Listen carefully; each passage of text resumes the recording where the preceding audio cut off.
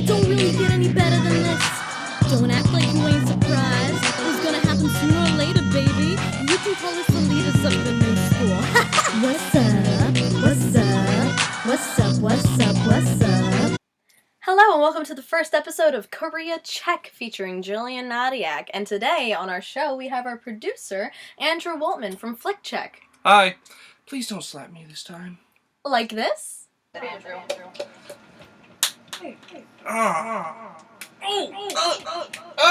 Or like this. Neither one is preferable. Alright, note taken. Anyway, I am Jillian Nadiak. I studied abroad in Korea for 1 year at Korea University. I have performed K-pop music at the New York K-pop Festival in 2012. I got first place in the pre-event competition for music video parody in 2013. In 2014 I went, but I did not participate. Anyway, as you can see, I'm kind of a Korea fanatic, and I like to say I know a thing or two. And our show is going to feature everything from Korean food to Korean music to Korean dramas to Korean movies. Today we're going to be discussing 71 Into the Fire. If you don't know anything about Korean anything, you're gonna learn. And for example, I just went to a Big Bang concert on Saturday. Oh, but what are they gonna do now that like Sheldon and Amy broke up? Don't I mean, you the fact even that why we Leonard just and talked about this. I don't condone assault. That wasn't real. Andrew's getting up off the floor right now. He's not injured at all. I guess she didn't mean the Big Bang Theory. Not the Big Bang Theory. I don't watch that show. And anyone who will make that joke to a Korean fan or a fan of Korean culture will get very angry. Alright, so where would you like to go from here, Andrew? How was the Big Bang period concert? You want to know? Well, the Big Bang Made Tour is happening right now, and this week they were touring America. And I went to the first show in New Jersey, and it was incredible. I went back in 2012, got VIP tickets, couldn't see anything, was still the best moment of my life. This time I got seats, and I could see everything, and it was incredible. Do you have any footage from that? I do. Do you want to see it? Let's roll it.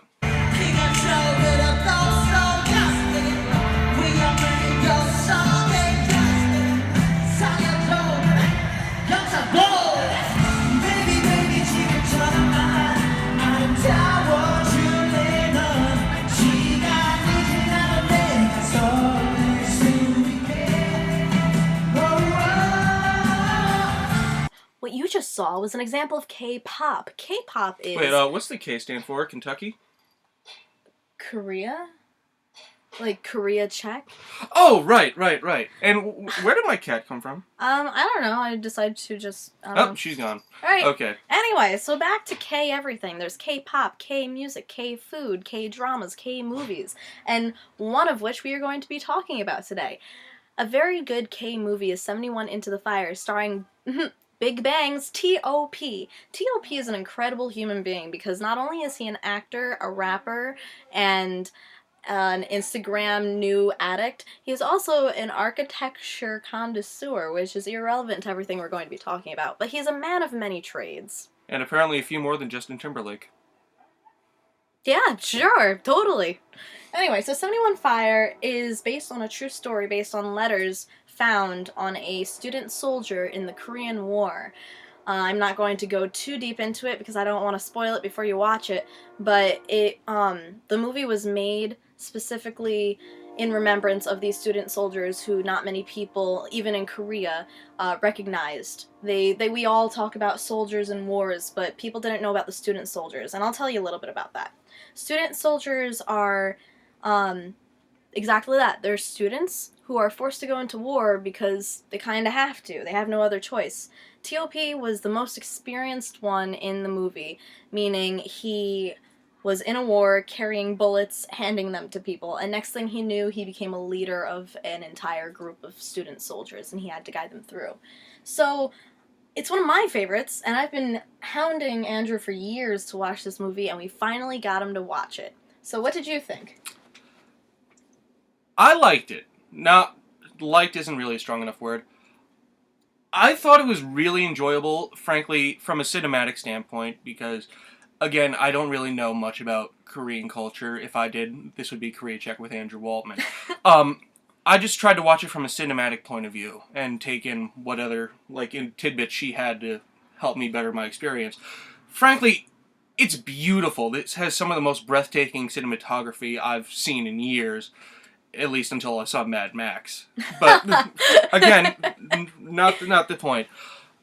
It's just kind of harrowing, the story, the kind of devotion that these actors give into their parts, and even if you're watching it with the subtitles, which I had to do, you'll enjoy it a lot because they really give 100% effort. There's drama, there's a little bit of comedy, there's some comedic foils in there. Yeah. I really don't know how to qualify this other than it's just a really well-made piece of cinema, and you don't even have to fully understand it to appreciate it.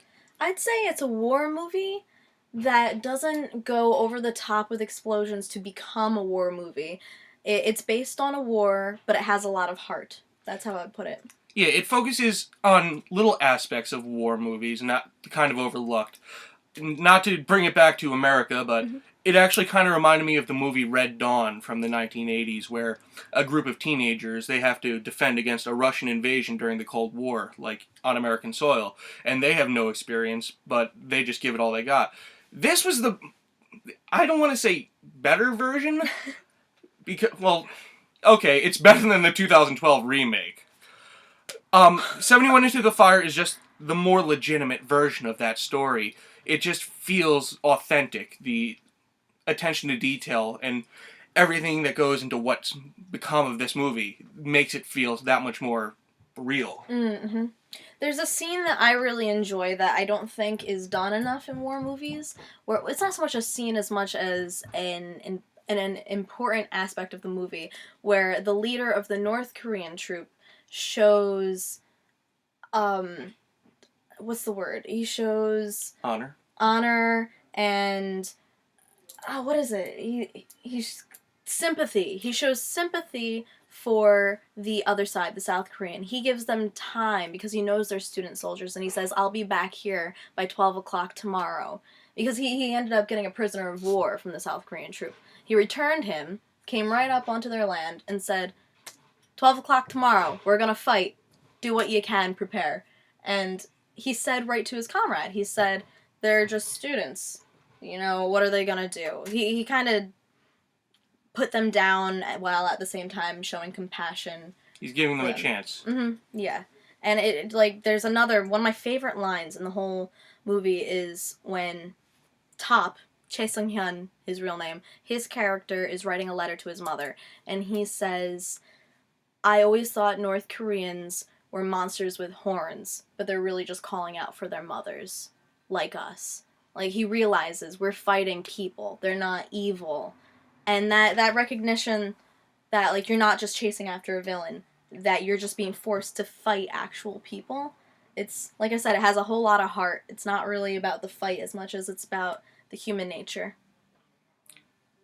I'd agree with that. I want to say Top, but I feel like you prefer if I said T.O.P. Either one. It's whatever rolls. He kind of gives this, I don't want to say mild performance, because he's full on in, but he has this mild-mannered way about him, almost like Peter Parker in a kind of way, where he doesn't know what the hell he's doing, and he's kind of thrust into this position where he doesn't know how to lead anybody. He's a quiet character. He's very quiet. He's timid. That's the why is timid such a hard word to think of? I don't know. No, he's kind of timid, but he finds his voice, and that's when the movie really comes together for me.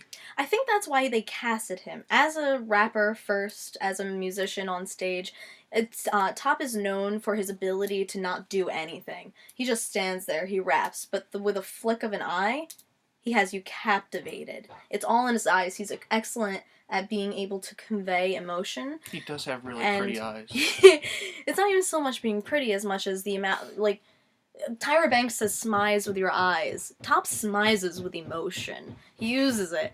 And he doesn't speak very often in the first half of the movie, but you can see the turmoil, the fear, everything in every look he gives. People will speak to him and he'll just look with these Are you gonna need me, or can I go home? Paul, now really isn't a good time, but I guess if you want to pick up my dry cleaning, you can. Anyway, back to 71 Into the Fire. What is she doing? She's not normally this active during tapings. I guess she must like you. Or maybe she's just perfect. Back to 71 Into the Fire. Is there anything else you really want to say about this? No, I think that's it. I guess we can go ahead and rate it. Alright, ladies first. Okay, well, I'm going to give it a check plus because it is my favorite movie of all time, including American and Korean, and I'm not being biased because I would say an American movie is my favorite if it was. I'm gonna have to give it a check plus. Not that I didn't enjoy it. It's just not one of my favorite movies. I'll watch it again, but I'm not gonna hang the poster on my wall like my favorite movie, but that's for another flick check. I guess that's why I would give it a check plus because if I had a poster, it would be on my wall. Okay, you have any shout-outs you want to give out? Yeah, sure. Shout out to Carlos Varney, my bud from Korea University. When I was marketing for this on Facebook, I told him I would shout out, so I would. He's one of the most hilarious people I know, and keep posting those memes, Carlos. Keep posting those spooky memes. Spooky memes. Alright, that wraps up our show for today. Jill will be back in November with another episode. And a different hair color. Irrelevant. Okay, I'm Andrew Waltman. Thank you for having me today, Jill. Thank you for having me have the show, Andrew. I am back with another track tonight. Another track, another song, a bite. I've got a 3-part personality, it's swagger. I've got 3.5 minutes to show it off today.